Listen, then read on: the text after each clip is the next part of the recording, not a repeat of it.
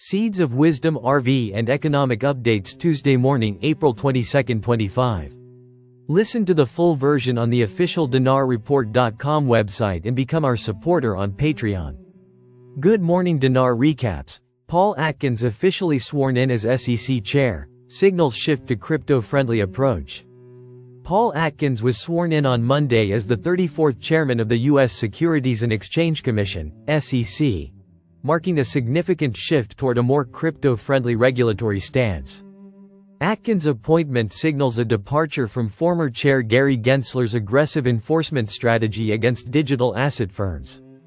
In his opening remarks, Atkins reaffirmed the SEC's mission to promote capital formation, ensure fair markets, and protect investors. He emphasized the need for clear and consistent regulation, stating that his experience in both public service and the private sector has shown him how regulatory uncertainty can stifle innovation. Atkins to exit Potomac following SEC appointment and crypto focus.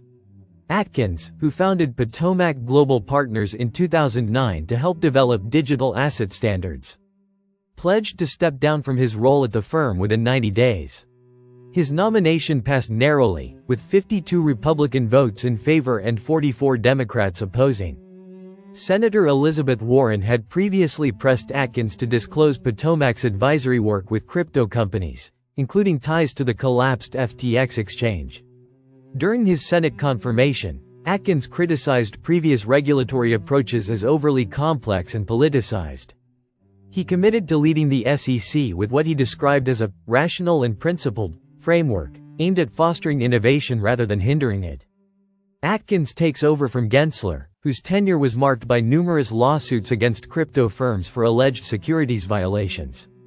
Since Gensler's departure, Acting Chair Mark Aida and Commissioner Hester Pierce have already moved to dismiss many of these cases and eased oversight on sectors like meme coins and crypto mining. Known for his strong Wall Street connections, Atkins' financial disclosures revealed investments of up to $5 million in digital asset firm Off the Chain Capital LLC. With a combined net worth of approximately $327 million, Atkins becomes one of the wealthiest SEC chairs in recent history. As the SEC transitions under Atkins' leadership, it faces a backlog of over 70 crypto-related ETF applications involving assets like Solana, XRP, Dogecoin, and Melania. Bloomberg analyst Eric Balchunas summed up the sentiment on X, saying, "Gonna be a wild year." SEC changes crypto enforcement strategy. Last month, the SEC officially ended its investigation into Australian-based crypto gaming firm Immutable, bringing a significant chapter in the company's regulatory journey to a close. The SEC's move to close the Immutable case is part of a broader trend in its crypto enforcement strategy. In recent months, the agency has also dropped investigations into other major crypto firms, including OpenSea, Uniswap, Robinhood, and Gemini. To enhance regulatory clarity, the SEC has also launched a crypto-focused task force led by Commissioner Hester Pierce. Meanwhile, Ripple is nearing the end of its own legal battle with the SEC. A March 26 update confirmed Ripple will not pursue a counter-appeal after the SEC agreed to drop its appeal earlier this month. The company will pay a reduced fine of $50 million, down from the initially proposed $125 million. ECB flags risk of financial contagion from U.S. crypto push. The ECB is calling for changes to MiCA, only months after the regulatory framework was implemented. The European Central Bank, ECB, raised an alarm over potential fallout from aggressive U.S. support for the crypto industry, warning that a surge in dollar-backed stablecoins could destabilize Europe's financial system. According to a policy paper seen by Politico, the ECB has asked for a revision of the markets in crypto assets regulation, MiCA, regulatory framework for cryptocurrencies just months after it came into effect. The concern is that U.S. reforms backed by President Donald Trump could flood European markets with dollar-denominated stablecoins. The ECB fears this could trigger a flight of European capital into U.S. assets, undermining EU financial sovereignty and exposing banks to liquidity risks. ECB and European Commission clash over MiCA rules. While the ECB calls for tighter controls, the European Commission dismissed the warnings as exaggerated, per the report.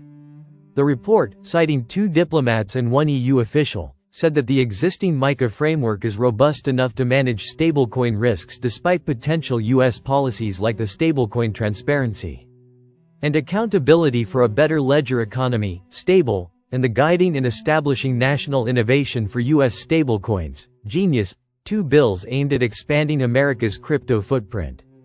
The Commission was quite clear that they had different views on this topic, and not very many countries supported the idea that we should now jump the gun and start making quick changes in the rules based on this alone, one of the diplomats reportedly told Politico. The stablecoin sector now commands a valuation of $234 billion, according to data from CoinMarketCap. The ECB warned that European issuers could face redemption pressures from EU and foreign holders without stricter limits, potentially sparking a financial run and harming exposed institutions. The worry is warranted, Miko Otama, co-founder and CEO at Trading Strategy, said in a post on X. However, the EU had the first-mover advantage with the regulation and they screwed it up. Otama said no EU stablecoin is globally competitive due to MiCA's restrictive rules, which are influenced by bank and legacy finance lobbying. Tether remains a major critic of MiCA.